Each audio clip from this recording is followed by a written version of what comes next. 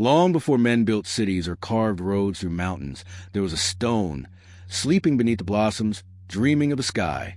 I still remember that mountain as if I had lived there myself, standing among the clouds, watching mist weave through its slopes like threads of breath. The air smelled of pine and wet moss. Water fell in silvery ribbons from cliffs that seemed to touch heaven itself.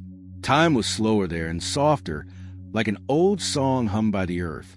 At the heart of that mountain, nestled between bamboo and peach trees that bloomed even in winter, rested a single boulder unlike any other. It was smooth as polished jade, warm even in snow, and every morning when the first light of dawn touched it, the surface shimmered faintly, as though it remembered the sun. The hermits who lived nearby would bow when they passed it, whispering small prayers they didn't entirely understand. They said the stone was blessed by heaven, shaped by both rain and the breath of gods. But most days, it simply sat there, still, patient, dreaming. And then, one morning, the dream stirred. A small crack appeared, thin as a spider's thread. From within came a pulse, quiet but certain, like a heartbeat beneath the mountain. The wind paused, birds stilled mid-flight. Even the waterfalls seemed to hush. Out of the stone came light, not blinding, but golden, like dawn seen through tears. And from that light, a small creature stepped forth, blinking at the world for the first time. He was neither human nor divine, yet both somehow. His fur glowed faintly in the morning sun, and his eyes held that clear, fearless curiosity only newborns possess. He stretched, shivered, then laughed, the sound bright and sudden, echoing to the valleys like bells. The trees seemed to answer with blossoms drifting down like snowflakes. I often wonder what the world looked like to him in that moment. Did he know he was the first of his kind? Did he sense the long road ahead, filled with wonder and wrath, wisdom and exile? Or did he simply feel joy, pure and unmeasured, at being alive? In those first days, the little monkey wandered alone through the forests. He learned how the light changed across the leaves, how water tasted after rain, how the sound of his own laughter could make mountains echo. The animals watched him from a distance, cautious but curious. He had no mother, no teacher, no tribe. Yet he belonged to everything he touched. The forest was his family, the sky his teacher, the wind his song. Sometimes I imagine sitting beside him on a rock, listening as he asked questions no one could answer. Why does the sun chase the moon, he might say? Why do flowers die when they are so beautiful? He had a hunger that was more than for food. It was for understanding. That hunger, I think, was the first spark of what we call enlightenment. It began not with sermons or scriptures, but with a child's wonder. As seasons passed, he grew clever and bold. He learned to leap between cliffs where only eagles flew. He played with tigers until they grew tired of chasing him. He swam in pools, so clear he could see the clouds reflected beneath him. And slowly, others gathered around, monkeys of every kind, drawn by his laughter and his fearless joy. They crowned him their king without ceremony, as if the world itself had chosen him. Under his rule, the mountain became a paradise. The monkeys built homes among the peach trees, drank from cold streams, and sang beneath the moon. The new king, for he was no longer just a child, watched over them with pride and delight. Yet beneath his happiness, a small shadow began to form. It came to him one evening as he sat alone, watching the sun dip behind distant peaks. "Why must all things end?" he whispered to the wind. "Even joy fades. Even kings die." That question lingered like smoke in his heart. It would not leave him. He began to notice how leaves browned and fell, how old monkeys grew frail and quiet, how every bird seemed followed by loss. For the first time, he felt fear, not of tigers or storms, but of time itself. And once fear entered him, peace was never the same again. Still, he was not cruel. His heart remained curious, open. He began to seek answers. He watched the stars move and tried to read their stories.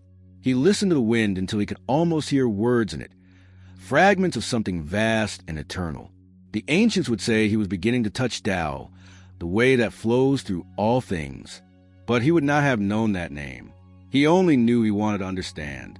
Some nights, the moonlight would fall on the old stone that had once been his cradle. He would rest his hand on it, feeling warmth beneath the surface, as if the mountains still breathed with him. "Tell me," he would murmur, "what am I supposed to be?"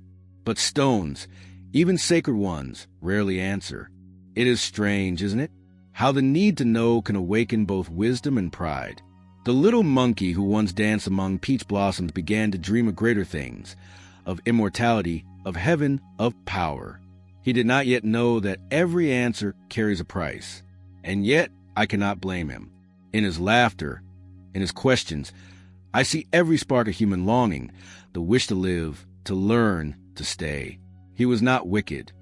He was alive, and that is its own kind of miracle. Sometimes, when I walk beneath spring blossoms, I think of that first laugh echoing through the mountains. I imagine a young monkey looking at the world with eyes unclouded by shame or glory. Before the titles, before the battles, before even his name, there was only that light, that joy of existence itself. If you listen closely tonight, you might still hear it, somewhere between the rustle of leaves and the sigh of the wind, the sound of something just beginning, the reminder that every soul, no matter how proud or restless, begins in wonder. If you've ever wondered what curiosity looked like before it became ambition, stay with me. The story has only just begun. I still remember the day the Monkey King first looked at the horizon and felt it staring back. The mountain was no longer enough. The laughter of his tribe had grown faint in his ears, as if a wind had passed through it and carried away its sweetness. He had learned every echo, climbed every branch, tasted every fruit, yet something in him refused to rest. He began to dream not of play, but of permanence. In the quiet hours before dawn, when mist still curled like ghosts between the peaks, he would sit upon a rock and watch the stars fade one by one. "Where do they go," he whispered once, "when the sky forgets them?" That question, small and trembling as a leaf, was the beginning of his pilgrimage. The elders told him that death was simply a return, that all things flowed back into the river of the world. But he was not content with rivers. Rivers end. He wanted the sea. And so, one morning, without ceremony or farewell, he bowed to the sleeping forest and set off. The sound of his footsteps mingled with the call of cranes. The journey had begun. He wandered for years, through valleys where bamboo rattled like bones in the wind, across deserts where the air shimmered with mirages of forgotten temples. Along the way, he met sages and beggars, both of whom carried the same patient silence. Some spoke kindly and warned him that to chase immortality was to chase smoke. Others smiled and said nothing, as though the answer could not be given, only lived. In those wandering years, he began to learn what hunger truly was. Not the hunger of the belly, but the ache of the spirit. Food filled him, yet he still felt hollow. The world was wide, but every path seemed to lead back to himself. He would sit beside hermits in the hills, men whose hair had gone white as ash, whose eyes were soft from long looking inward. They taught him to still his breath, until even the grasshoppers forgot he was there. From them he learned the rhythm of the world. Inhale and exhale, seed and harvest, sunrise and dusk. The hermit said that to understand life, one must first make peace with its ending. You cannot grasp the sky, one old monk told him as they shared a bowl of rice by a mountain spring. You can only open your hand beneath it. The days in the hermitage passed slowly, tenderly. The monks rose before dawn, washing their faces with cold water drawn from stone wells. They bowed toward the east, greeting the day not with words but with breath. Breakfast was a handful of steamed millet, a few pickled greens, and silence. Then came labor, mending robes, sweeping leaves, tending gardens where medicinal herbs grew in neat rows. Everything was done with purpose, but without haste. I imagine Wukong among them, his restless energy chafing at the pace. He who once leapt between clouds now bent over soil, learning the way to stillness. Sometimes he would try to meditate, only to find his mind chasing butterflies. The monk smiled and told him even butterflies were teachers. If he learned to watch them without wanting to catch them, seasons turned. Snow fell and melted. He began to notice the small miracles in repetition.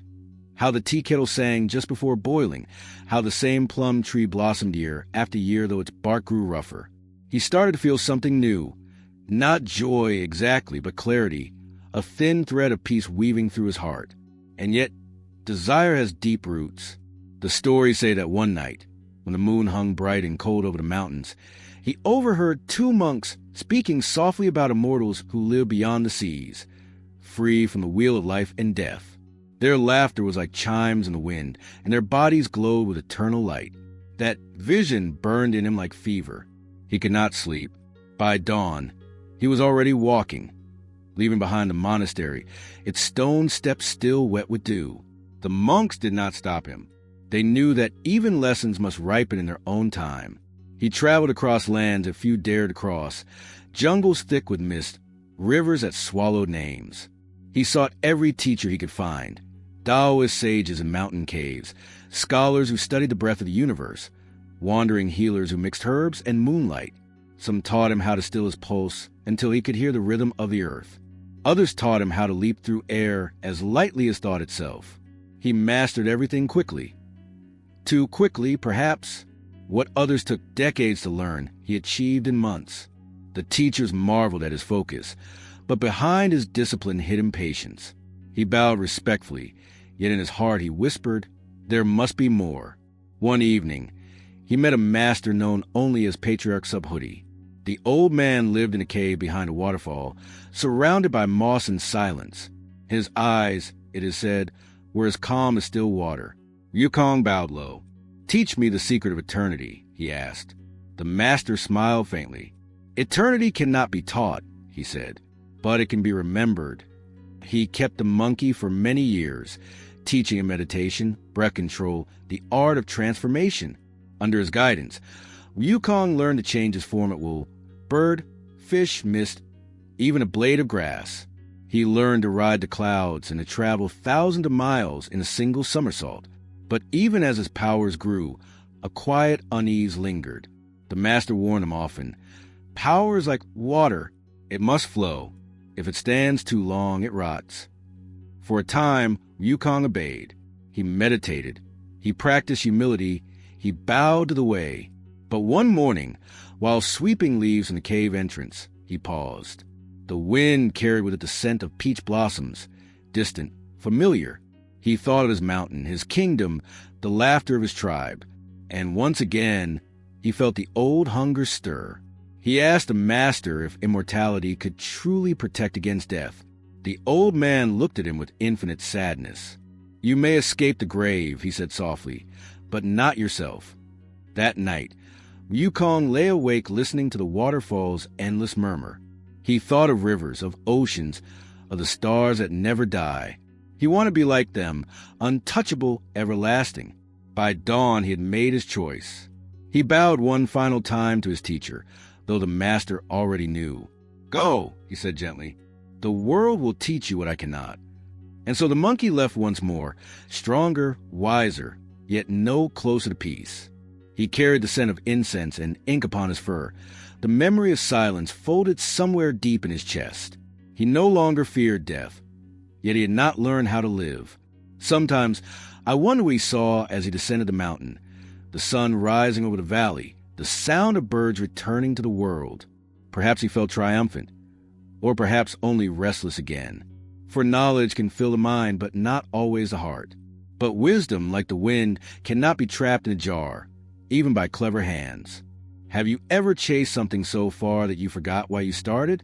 There are moments in every life when the wind shifts, when the long climb suddenly ends, and you find yourself standing above the clouds, looking down at everything you once longed for. For Sun Wukong, that moment came quietly, carried on the breath of immortality. After his years among the hermits and masters, after his countless trials and the cracking open of heaven's secret doors, the monkey who was born of stone found that death no longer followed him. He could not grow old. Blades could not pierce him. Fire did not burn. The stars themselves seemed to bend toward him, curious. And so the word spread, first among spirits, then among the gods.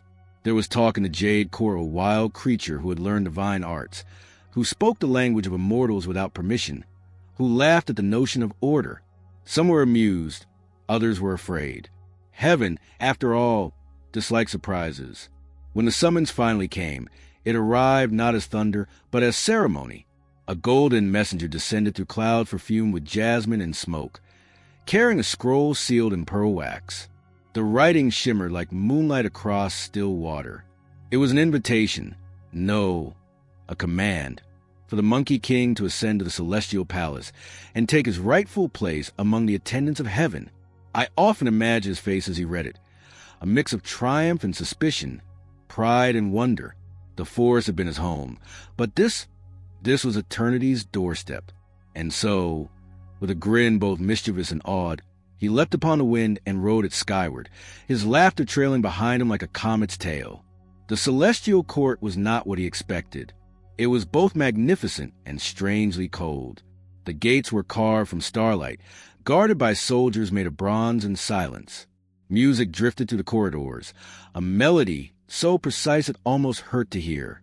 The scent of sandalwood lingered everywhere, heavy, constant, reminding all who entered that nothing here was unplanned. Wukong was given robes of silk so fine they caught every glimmer of light, and a golden circlet that rested upon his brow. They called him Keeper of the Heavenly Stables, a title meant to honor, yet quietly diminish. The gods smiled politely, their lips curved but their eyes cool. It was not mockery, not quite. It was hierarchy, the kind that wraps itself in grace. At first, he played along. He bowed, he served, he pretended humility.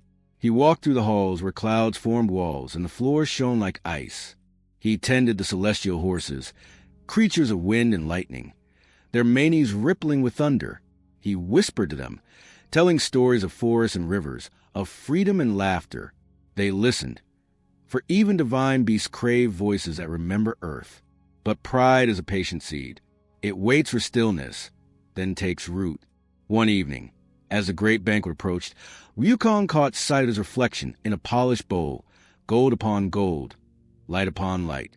For the first time, he looked less like the wild creature he once was, and more like those who had summoned him. And something in him began to believe he belonged, not as a servant, but as an equal. He entered the banquet hall with his usual uninvited confidence. The air shimmered with incense. Celestial musicians plucked strings spun from moonlight. Platters of peaches, nectar, and ambrosia glowed softly upon jade tables. The gods reclined in effortless beauty, their laughter measured, their words dipped in honey and hierarchy. I imagined him pausing at the threshold, the scent of immortality thick as wine. Then he smiled. He ate before he was offered. He drank what was forbidden. He tasted the peaches that grew only once every few thousand years, fruits that granted longevity even to the divine. He laughed loudly, sincerely, perhaps too sincerely for a place that worshipped decorum more than joy. When the celestial officials arrived and saw him feasting among them, their polite composure shattered.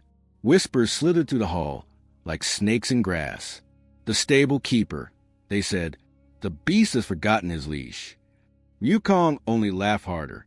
"Why, bow," he said, "when the mountain itself once bowed to my birth." It is easy to forget, in stories like these, that pride is rarely born from wickedness. Often, it grows from the ache of being underestimated. Wukong had climbed every mountain, learned every art, conquered death. Yet here he was a servant again. The laughter that once bound him to heaven now separated him from it. The gods demanded punishment, and the Jade Emperor, calm, eternal, tried to be merciful. He sent emissaries, gentle at first, stern later. But how do you tame a spirit that has never known chains? Wukong brushed him aside, his power spilling out like a storm unbottled. Clouds darkened. Lightning cracked across the sky. In the halls of heaven, marble trembled. The monkey, now radiant with fury, declared himself great sage equal to heaven. It was not arrogance alone. It was a declaration of selfhood, raw and desperate.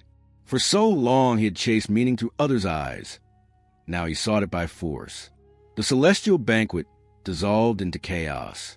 Dishes shattered, music faltered, and divine robes swept through corridors in panic. Some gods fled. Others took up arms of light and fire. Wukong danced among them, laughing, his staff sweeping in arcs that bent the very air. But not all battles are loud.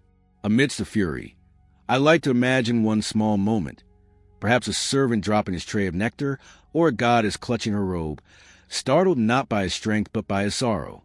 For beneath the storm of pride, there was always that same child's question, why must all things end? The higher he climbed, the quieter his heart became, not with peace, but with distance. In the stillness that followed, when the fires dimmed and the echoes died, heaven looked upon its broken mirrors and sighed. The Jade Emperor, weary, sent word to the Buddha, for even gods have limits, and even immortals must answer to wisdom. Down below, on the edge of heaven's garden, Wukong stood alone. The silk robes hung heavy on him now, like memory turned to weight. The laughter that once filled his chest had grown hollow. He looked at the world below, green valleys, rivers glinting like silver threads. And for a heartbeat, he missed the sound of wind in real trees. Perhaps that is the tragedy of every ascent. The closer we move toward perfection, the farther we drift from the living world. Heaven closed its gates, and clouds gathered like judgment. But before they came for him, I think Wukong might have whispered to himself, if they will not see me as equal, I will make them remember my name. And he did. He tore open the sky. He fought armies of light. He refused to kneel. And though the gods would call it rebellion, I sometimes wonder if it was just another kind of prayer, one shouted upward instead of whispered down. If this were you, honored, admired, but unseen, would you have stayed humble? I remember the sky changing that day. Not suddenly, but with the slow certainty of breath leaving a body.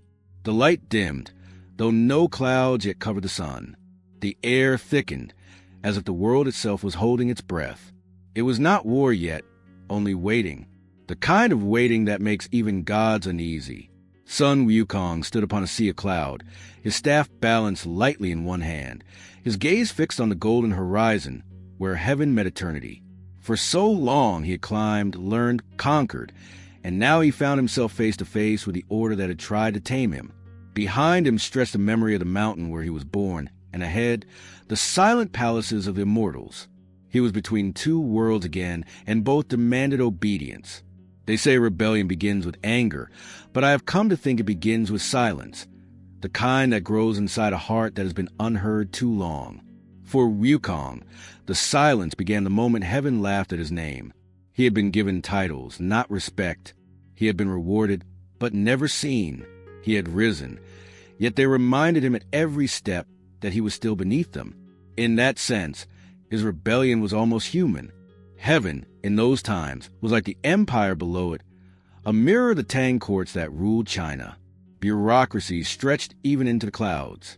There were ministers of thunder, inspectors of stars, record-keepers of virtue. The celestial hierarchy was as intricate as silk embroidery, beautiful, ordered, and suffocating. And just as on earth, it feared the one thing it could not control, individuality. The Monkey King was the embodiment of that defiance. He was what emperors feared in men, a being who bowed to no crown, no seal, no heavenly decree. When the summons came for his arrest, the sky darkened as if embarrassed by what was to come. Armies gathered on the edge of heaven, not out of hatred, but duty. Their armor gleamed with sacred fire.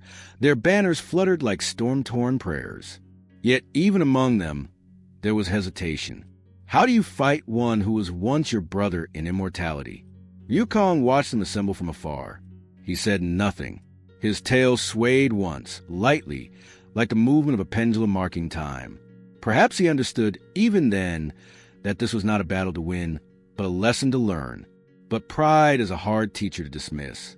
He raised his staff, that same weapon born of chaos and tempered by will, and drew a circle in the air. Clouds folded inward. Lightning curved around him like a crown. Yet when he spoke, his voice was calm.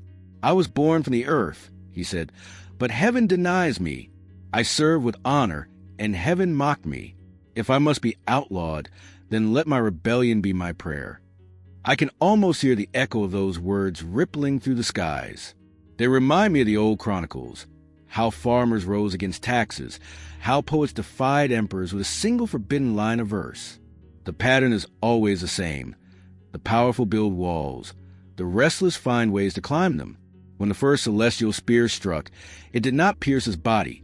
It vanished, dissolving like salt and rain. For he had learned more than martial arts. He had learned to bend the very rhythm of nature. He could ride the wind, dissolve into mist, split himself into 100 shadows. To the soldiers of heaven, he was not an enemy, but a reflection. Every strike they made returned to them, every victory hollow. Still, this was not chaos. The world did not roar, it whispered. The heavens trembled quietly, like a temple bell touched by a fingertip. Wukong's movements were not violent. They were graceful, inevitable. It was as if he were dancing, not fighting, his defiance woven through each breath. I imagined the Jade Emperor watching from his high hall, not furious, but weary. The rebellion of one spirit had unsettled the order of eternity. It was not destruction he feared, but contagion.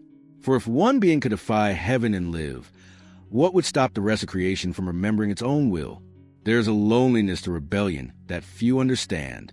When you stand against the world, even your victories sound like silence. As the battle unfolded, if battle it could be called, Wukong saw the faces of those he once admired. Some hesitated, lowering their weapons. Others turned away. He was not only defying heaven, he was defying belonging itself. At one point he stopped, amid the smoke of lightning and drifting petals of shattered clouds. He looked around and whispered, "Why must the world be built upon knees?" No one answered. The sky itself seemed ashamed. But the rebellion could not last. For every force in creation has its balance, and pride, too, calls forth its mirror. That mirror came in the form of Buddha. His arrival was not thunderous. It was still. The light that preceded him was not gold but soft, like dawn seen through fog. Even the soldiers laid down their spears as he approached.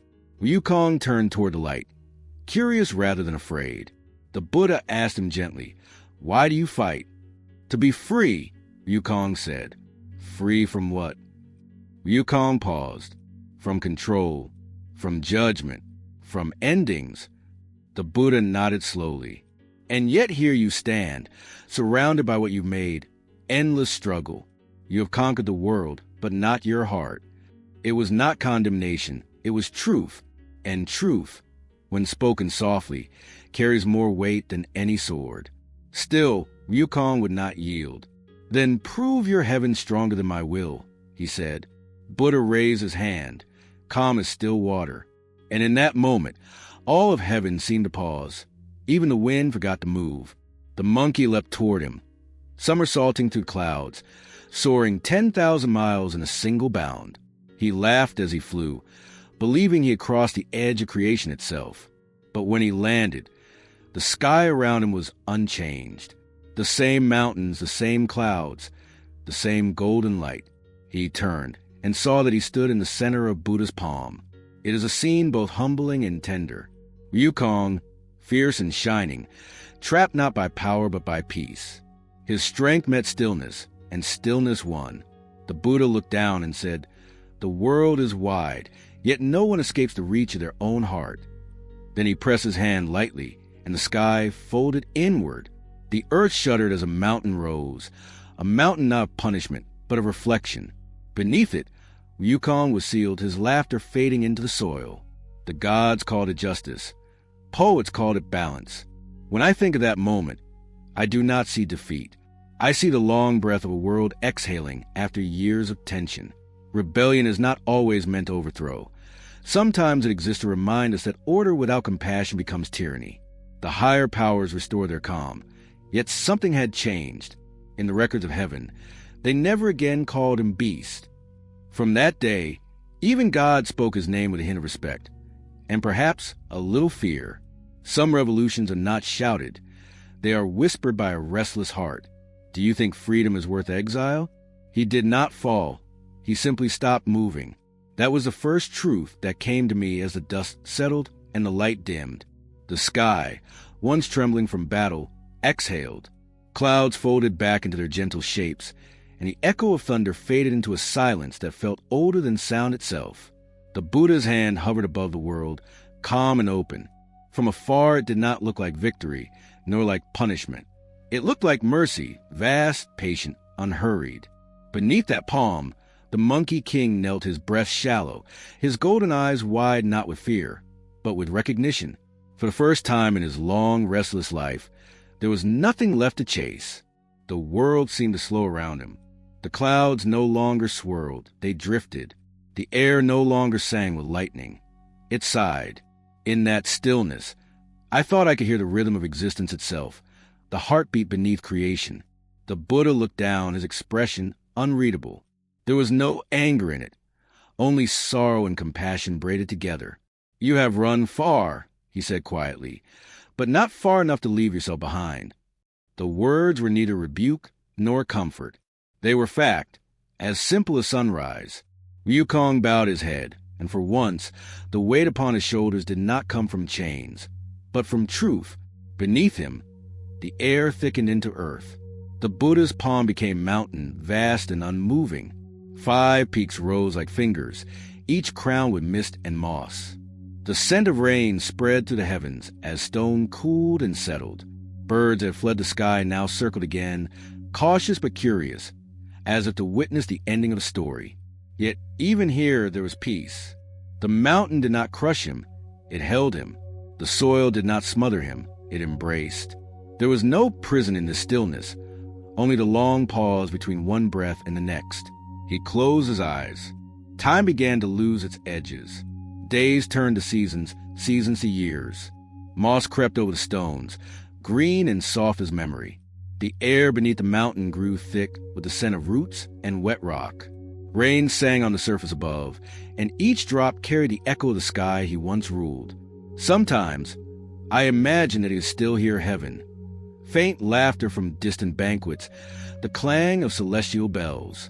But those sounds no longer stirred pride or rage within him. They passed through him like wind through bamboo, leaving only quiet resonance. In his solitude, he began to listen, not outward, but inward. He felt the pulse of the earth, steady and eternal. He felt the warmth that still glowed faintly inside his chest, the same light that had birthed him from stone. And for the first time, he did not try to name it. He simply let it be. I have always thought that this was his true awakening.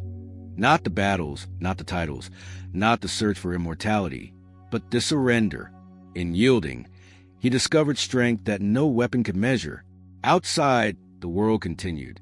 Dynasties rose and fell, rivers shifted their courses, and humans wrote stories about him. Stories of punishment, of rebellion, of pride. But the truth, I think, was gentler. It was not a god striking down a sinner. It was a universe placing a restless soul where he could finally rest long enough to understand himself. When I read the old sutras from the Tang era, they speak of meditation as sitting unmoving until mountains learn your name. I like to imagine Wukong beneath that mountain, his breathing slow and deep until even the stones whispered a story back to him. Centuries passed. The moss grew thick enough to cradle birds. Streams carved new paths along the mountain's face, silver ribbons glinting in the sun.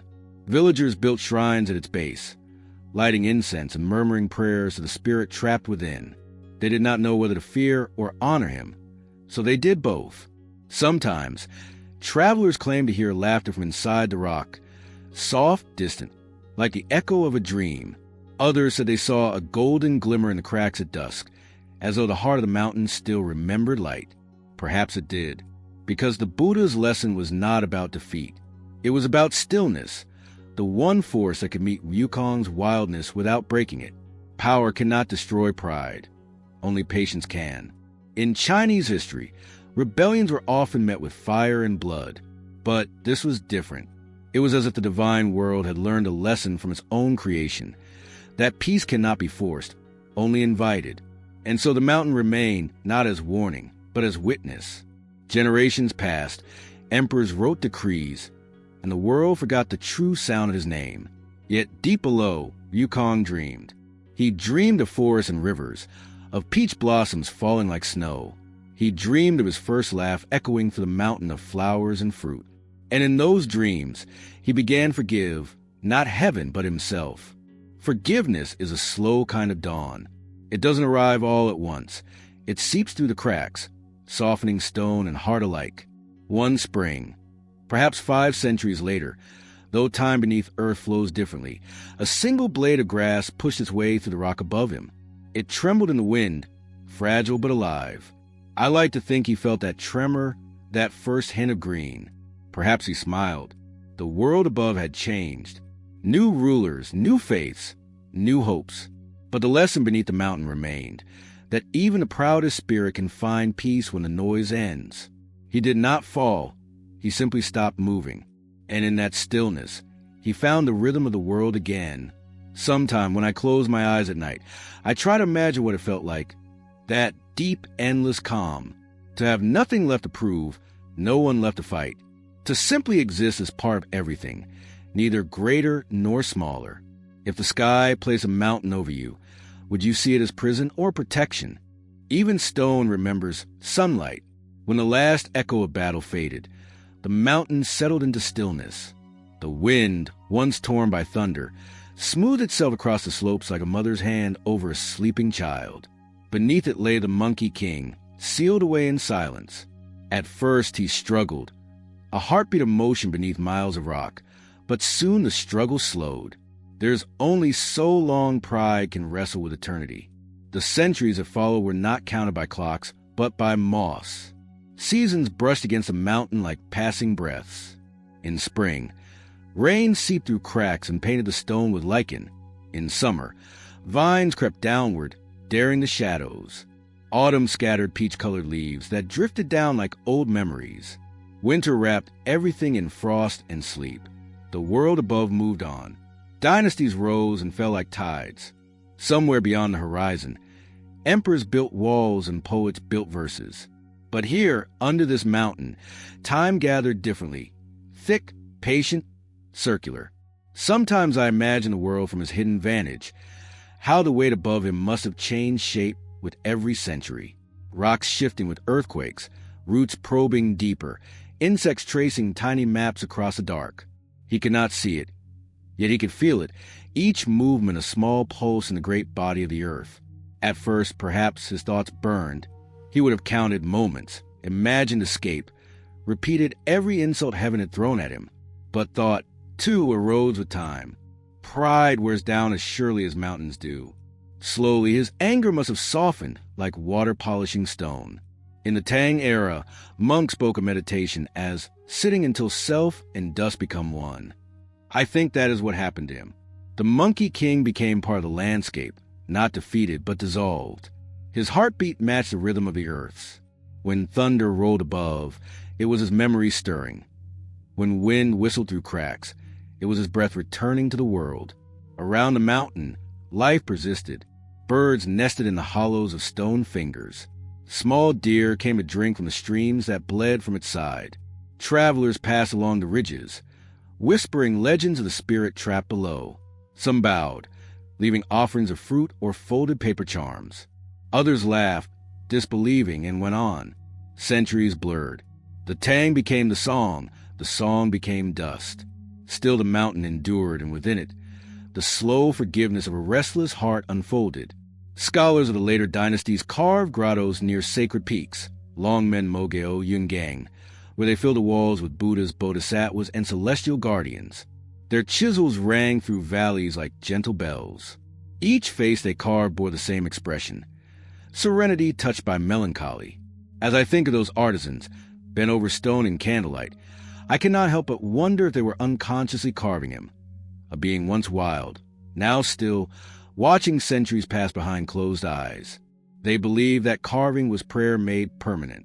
Perhaps the mountain itself became such a carving, a monument to patience. Rain washed pigments from temple walls. Empires cracked like porcelain, but still the mountain breathed. The monks who later settled near its base built a small hermitage, its roof of clay and pine. They said the spirit beneath blessed their crops. At night, they heard faint laughter carried by wind, not mocking, but wistful, like someone remembering the taste of freedom. If you walked there today, you would see layers upon layers of time. Tang-style roof tiles half buried beside Ming coins, moss older than kingdoms, a fig tree split by its own roots. The air would feel heavy with age, yet strangely kind. I think forgiveness is a smell, like wet stone after rain. The mountain smelled like that. Inside his quiet prison, the Monkey King learned the art of waiting. Waiting not for rescue, but for rhythm, for the world to find its balance again. He began to sense every tremor, the tread of armies above, the the thunder of floods, the heartbeat of dynasties. Each was a verse in the long poem of impermanence. In the human world, rebellion never truly dies. Peasants rose, emperors fell, ideologies burned and cooled again. Yet every upheaval mirrored that first rebellion in heaven, the eternal question of order and freedom. Perhaps Wukong felt these echoes in his bones. Each time the world shook, a memory stirred in him. Once, I too challenged the sky, but he no longer raged against it. He simply listened.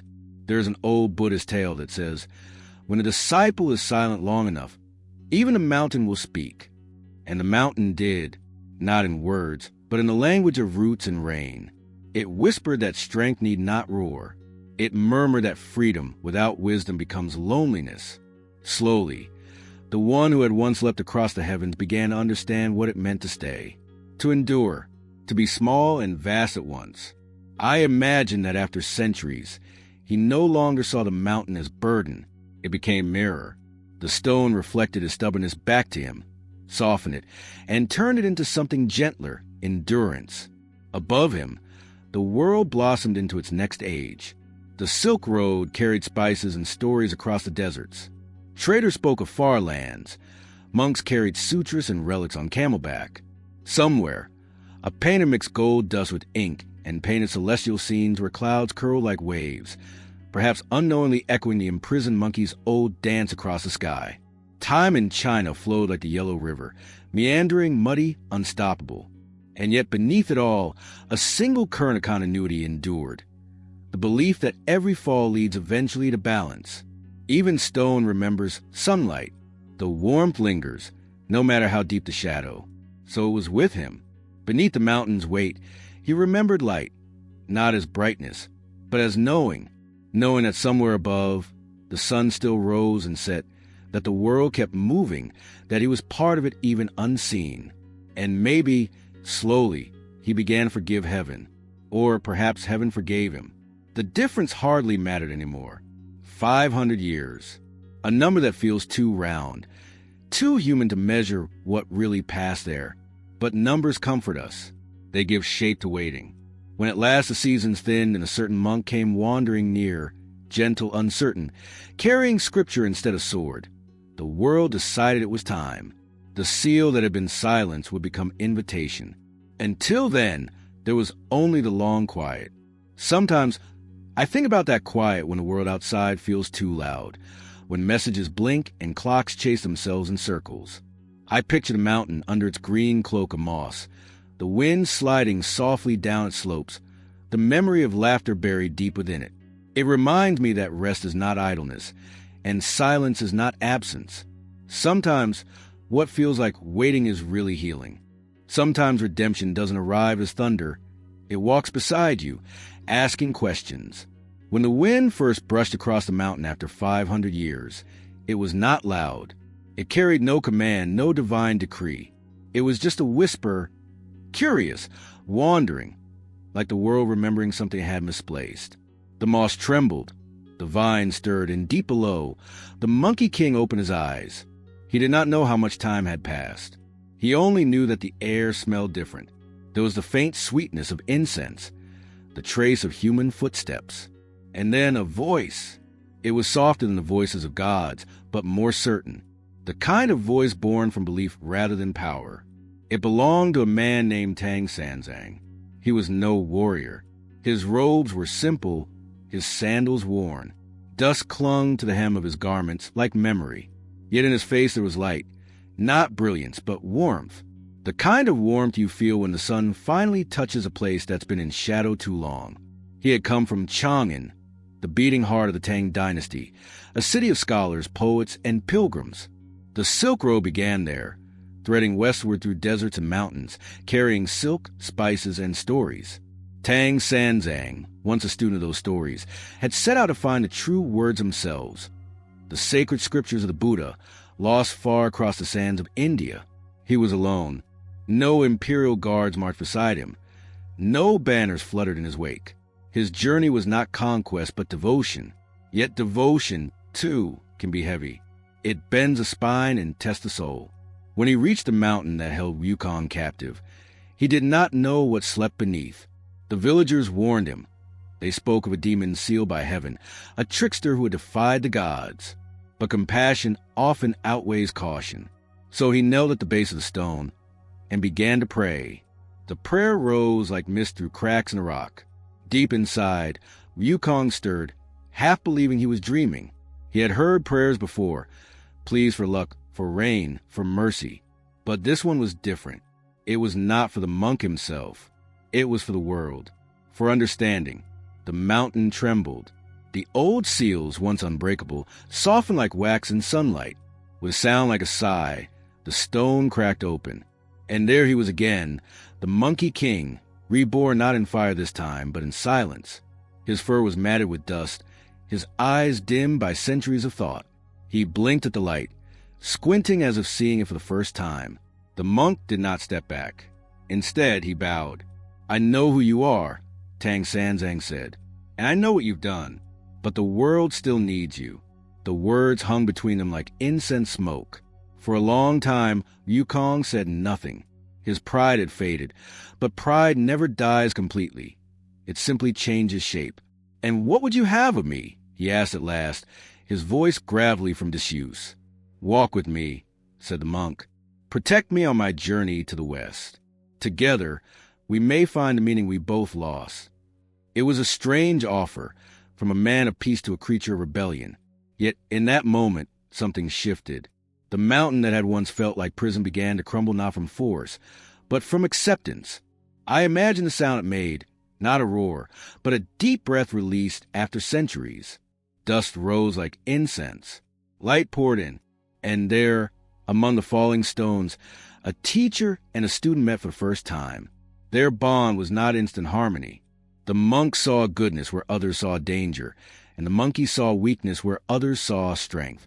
Yet, perhaps that was what made them need each other. Sanzang's gentleness tempered Wukong's restlessness, and Wukong's boldness shielded the monk's fragility. They began their journey westward the next morning. The road stretched before them, winding through golden fields and narrow paths between mountains. To their left, the rivers of central China shimmered under the early sun. To their right, the vast plains rolled endlessly toward deserts and legend. I imagined their pace, unhurried, like thought. The monk walked in quiet contemplation, his prayer beads clicking softly. Wukong, ever watchful, sometimes leapt ahead to scout the path, sometimes perched in trees, eyes scanning horizons. Between them grew a rhythm, like two sides of the same breath, one inhaling faith, the other exhaling courage. At night, they camped under the stars.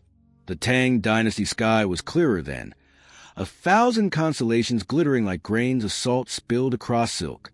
The monk would recite sutras in a low voice, and Wukong, pretending disinterest, would listen. When the verses spoke of compassion, he frowned. When they spoke of forgiveness, he turned away. Yet each word lodged quietly in him, seeds waiting for rain. They passed through villages where famine had gnawed the edges of peace. Sanzang shared his rice with strangers, and Wukong watched in confusion. He had spent centuries believing strength meant possession. Now he saw it could mean surrender. On other nights, they met scholars traveling along the Silk Road, men carrying scrolls filled with Indian philosophy and Persian poetry, their languages mingling like rivers. The monk spoke with them, learning how faith moved between cultures like light through stained glass. Wukong listened, half fascinated, half impatient. "Why so many words?" he asked once. "For something you can simply feel." Sanzang smiled. "Because words are bridges," he said. "They carry hearts across time. It is strange, isn't it, how two people can walk the same road but see different worlds. To the monk, each step was prayer. To the monkey, each step was freedom. Yet both walked toward the same horizon. Somewhere in the desert, after many weeks, they paused beside a dried-up river. The sun hung low, red as embers. The monk knelt to fill his bowl with what little water remained, and his reflection shimmered beside Wukong's on the surface. Two faces, one serene, one restless, both marked by dust. "Do you ever wish to go back?" asked the monk quietly. "To heaven?" Wukong scoffed. "Never. To peace," the monk said. The Monkey King looked at him, then really looked, at the fine lines near his eyes, the way his hands trembled slightly from exhaustion. "Maybe," he admitted, "but I no longer know what peace means." The monk nodded, as though he understood. "Then we shall learn it together." That night, when they rested under the cold desert sky, Wukong dreamed again, not of battles or glory, but of the mountain that had held him. In his dream, it no longer pressed him down. It stood behind him, steady and silent, like an old friend watching from afar. Redemption rarely comes as we expect it. It doesn't crash through walls or burn away mistakes. It walks beside us in quiet form, a companion we learn to trust one step at a time. Sometimes redemption doesn't arrive as thunder. It walks beside you, asking questions. And when morning came, the two travelers rose, gathered their robes, and began again toward the west. The road shimmered before them, endless, uncertain, but shared. What would your redemption look like, a miracle or a journey? The road to wisdom is never straight. It bends like a river, reflecting every face that leans toward it. After leaving the mountain behind, our small band walked westward through a world that seemed both infinite and intimate. The dust of the Silk Road rose around us in pale ribbons, curling into the sky like forgotten prayers. Each dawn felt like the beginning of time, and each night like its quiet end. But no journey worth remembering ever stays simple. The path that leads toward truth always twists through shadows first. At the start, it was only Sanzang and me. I walked ahead with my staff, clearing stones from the road, watching for bandits and beasts. He followed quietly, reciting verses under his breath, his robe fluttering like a flag of peace in a world built for struggle. The wind carried the sound of his chanting, calm, rhythmic, like a heartbeat guiding me forward. Then one evening, as twilight spread its cool fingers over the horizon, we came upon a pig, or rather, something between a pig and a man. His face was round and pink, his belly vast, his eyes small but kind. He wore tattered armor and carried a rake like a soldier who had forgotten the art of war. He called himself Zhu Beiji, once a heavenly general, now exiled for the sins of gluttony and desire. He had fallen from grace not with fury, but with foolishness. He loved too easily, ate too deeply, and slept too long. Yet beneath his laughter lived a sorrow that few noticed. I remember his first words to us. "Monk," he said to Sanzang, bowing with surprising grace, "I am tired of chasing pleasures that vanish. Let me follow you. Perhaps there's a different kind of feast waiting at the end of your road." Sanzang smiled. "There is," he said, "but it will not fill your belly, only your heart." Beiji grinned anyway. "Then I suppose I'll need 2 hearts." And so he joined us. A few weeks later, we found another companion. On the edge of a wide river stood a figure dressed in rags, his skin the color of ash, his eyes clear as still water. He was Sha Wujing, once a celestial guardian, now cursed to dwell among the sands for breaking a heavenly vase. For centuries he had lived alone, feeding on fear, haunted by the fragments of what he'd destroyed. When he saw us, he bowed low, his voice quiet but steady. "I have guarded emptiness long enough," he said. "If you will have me, I will guard your path instead." Sanzang accepted him with a nod. Emptiness guarded with humility becomes wisdom. Thus the 4 of us set out together. A monk seeking scriptures, a monkey seeking redemption, a pig seeking comfort, and a river spirit seeking peace. An unlikely fellowship, yet somehow complete. The road wound through forests of silver bamboo, across valleys where the air shimmered with heat, over deserts that glittered like the scales of sleeping dragons. Each place tested us differently, as though the world itself were peeling away our illusions one by one. The first trial came in the form of hunger. Weeks without proper food, our supplies dwindling, tempers growing sharp. Zhu Beiji complained endlessly, his stomach growling louder than thunder. Even enlightenment, he said once, would taste better with salt. I snapped at him. I who had once conquered heaven, now reduced to bickering with a pig about rice. Sanzang only smiled, offering each of us half his portion. He said, "If we cannot share hunger, how will we share truth?" That night, as I chewed the dry grains, I understood something small but important. Sometimes peace begins with a single mouthful given away. Later came fear. We crossed a valley filled with mist that whispered like voices.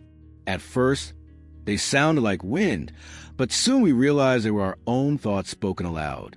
Mine mocked my pride. Beiji's tempted his appetites. Wu Jing's whisper failure. Even the monk heard doubts. What if the journey is in vain? I wanted to strike the mist, to silence it, but the monk told us gently, the world repeats what the heart conceals. Listen, and it may grow quiet. So we listened to ourselves. By morning, the mist had lifted, and the valley seemed smaller than before. Another time, in a mountain pass, we met 3 women offering shelter. Their smiles were kind, their voices soft. But there was something too perfect in their eyes, a stillness that felt rehearsed. Beiji, of course, was the first to follow them, his heart leading faster than his head. By the time we realized they were demons, illusions woven from desire, it was almost too late. They promised warmth, rest, endless pleasure. And for a moment, even I hesitated. The idea of forgetting duty, of simply being happy, was dangerously beautiful. Tang Sanzang's voice broke the spell. Pleasure is not sin, he said quietly, but it must bow to purpose. The words scattered the illusion like smoke. The demons fled, leaving behind the scent of fading perfume. Beiji hung his head, ashamed. The monk placed a hand on his shoulder. Even the hungriest heart can learn patience, he said. We walked on. Over time, the road shaped us the way rivers shape stones. The rough edges wore down. The shine returned. I began to see my companions not as burdens, but as mirrors. Beiji's laughter reminded me that joy survives even in hardship. Wu Jing's silence taught me that strength can exist without noise. And Tang Sanzang, fragile, mortal, endlessly forgiving, taught me that faith is not certainty but endurance. The Silk Road stretched endlessly westward, winding through lands that seemed to belong to other worlds. We saw caravans from Persia, monks from India, traders from Byzantium, each bringing not only goods but beliefs. The air shimmered with languages, Sanskrit mingling with Chinese, Arabic with Tibetan. I often wondered, as we walked among them, whether truth itself was like that, many tongues describing the same silence. Sometimes at dusk, when campfires glowed like tiny stars along the dunes, Tang Sanzang would tell stories from his scriptures. He spoke of the Buddha's trials, of princes who renounced their kingdoms, of the middle path that lies between indulgence and denial. Beiji would snore halfway through, and I would roll my eyes. Yet I listened all the same. Beneath those tales, I heard echoes of our own steps. There were darker trials too, moments when monsters emerged not from caves, but from within us. Once, when bandits attacked, I fought with such fury that the sky itself seemed to darken. When the dust cleared, I found Tang Sanzang looking at me, not with fear, but with sadness. Great strength, he said softly, is gentler than this. That night, I washed the blood from my staff in a river that gleamed like glass. The water reflected my face, fierce, tired, but somehow older. I began to wonder whether wisdom comes not from winning battles, but from knowing when to stop fighting them. And so the days folded into months, each step a lesson disguised as travel. When I look back now, I realize that every demon we face wore a human face. Greed smiled like comfort. Fear disguised itself as caution. Vanity came dressed as kindness. Each one mirrored something in us. The world outside and the world within, they are not so different.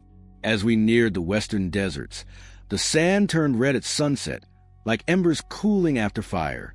The monk's robe glowed against it, a small flame moving through an endless sea. Beiji lagged behind, complaining of thirst. Wu Jing carried supplies without complaint. He had chased forever, and found it resting quietly in the heart. When we first saw the mountains of the west, they did not rise like walls. They unfolded, soft and blue, their peaks veiled in drifting clouds. The air grew cooler, thinner, touched with the scent of sandalwood and river clay. Even the wind sounded different here, slower, deeper, as if carrying the breath of prayers that had never ceased. For months we had crossed deserts, rivers, kingdoms, and dreams. We had fought illusions, confronted monsters, and learned to recognize our own shadows in them. Each step had stripped away a layer of pride, fear, or doubt. Now, standing before the final horizon, the world felt lighter, and so did we. Tang's Sanzang paused at the foot of the mountain. His robe, once bright with Tang silk, was faded to the color of parchment. His face was thin, his feet calloused, but his eyes glowed with that same quiet purpose that had guided us from the start. "This is where the Buddha waits," he said softly. "Not above us, but within the path we've walked." I looked up at the ridges, gold in the evening light. For the first time, I felt no urge to leap, no hunger to conquer. The wind brushed through my fur, and I thought of the day I was born, the peach blossoms, the laughter, the boundless arrogance of youth. How far away that seemed now. Zhu Beiji stood beside me, panting, his rake slung over his shoulder. "If enlightenment means climbing another mountain," he grumbled, "I might settle for a nap." Tang Sanzang smiled.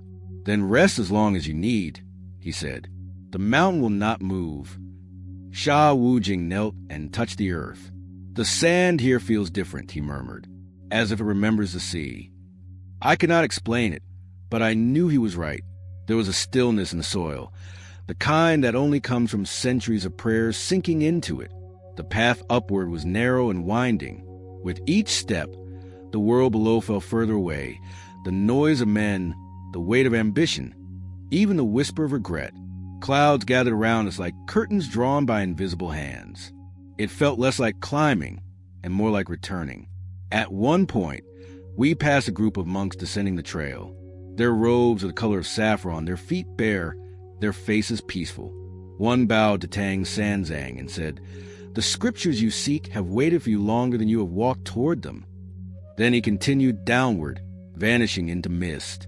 I wondered if they were real, or simply reflections sent by the mountain to test our readiness. The higher we climbed, the quieter it became. Even Beiji stopped complaining. The only sound was the soft rhythm of our breathing, the occasional cry of a distant bird, and the faint chime of prayer wheels turning somewhere unseen. When we finally reached the plateau, the sun had begun to set. Before us stood the great temple, carved from white stone streaked with veins of gold, its steps worn smooth by centuries of pilgrims. Smoke curled upward from copper lamps. The air was thick with the scent of incense and pine resin. Tang Sanzang knelt immediately. Beiji followed, awkwardly folding his knees. Wujing bowed low. I stood still, uncertain. My heart beat fast, not with pride, but with something gentler, quieter. For the first time, I did not know what to do with my strength. Then a voice spoke, not from above, but from everywhere. "Why do you hesitate, Sun Wukong?" It was not the Buddha's thunderous tone of legend. It was calm, almost human, the kind of voice that sounds inside one's thoughts rather than against the ear. I bowed, because I do not know what to ask for. The silence that followed felt infinite, yet kind. "For 500 years you waited," the voice said. "Then you walked beside a man who saw what you could not. What did you learn?" I thought of Tang Sanzang's gentleness, Beiji's laughter, Wujing's quiet loyalty. I thought of the moments when anger failed, when forgiveness took its place. And I realized something I had never seen before. I learned that eternity is not a crown, I said softly. It is a responsibility. To remain kind when you could be cruel, to keep walking even when no one watches. The wind shifted, carrying warmth across the plateau.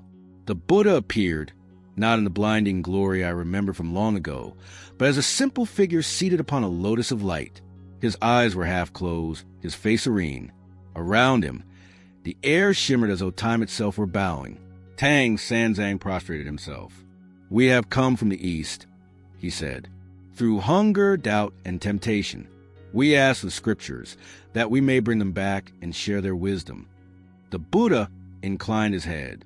"And what will you bring back beside words?" The monk looked up, his eyes wet. "Compassion." The Buddha smiled. "Then you have already found what you sought." At that, I felt something loosen in my chest, a knot that had been tied since the day I broke heaven's gates. The need to prove, to conquer, to be seen.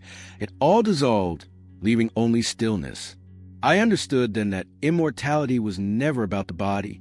It was the soul's ability to endure, to forgive, to change without losing its light. The Buddha blessed us, and his voice echoed gently. Return to your homeland. Teach them not to worship perfection, but to honor the path that leads toward it. When we descended the mountain, dawn was breaking. The temple behind us faded into mist, as if it had only ever been a dream. The road home felt lighter than the road that had brought us here. The same deserts, the same rivers, yet everything looked different. The world had not changed. We had. Sanzang walked in silence, his staff tapping softly against the earth. Beiji hummed an off-key tune. Wujing smiled faintly, and I walked beside them, no longer ahead, no longer apart. Once, I had believed that freedom meant the absence of rules. Now I saw that freedom lives inside the choices we make, to be kind, to be patient, to be true. When the wind rose, it carried the scent of peach blossoms again, faint but unmistakable. I closed my eyes, and for a moment I was back at my mountain, young and foolish, laughing beneath the sun. Only this time, I was not laughing at the world. I was laughing with it. He had chased forever, and found it resting quietly in the heart. If peace could be a place,